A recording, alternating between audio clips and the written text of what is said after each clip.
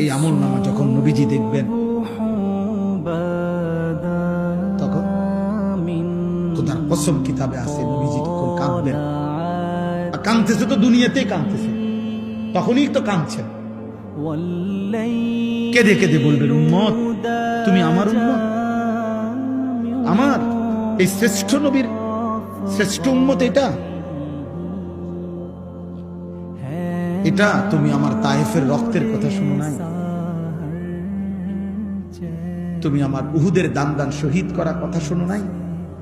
তুমি শোনো নাই যে আমি ক্ষুধার কষ্টে পেটে পাথর বাঁধছিলাম? তুমি শোনো নাই আমি উম্মতের জন্য সারা রাত জেগে চোখের পানি ফেলে কাঁদছিলাম?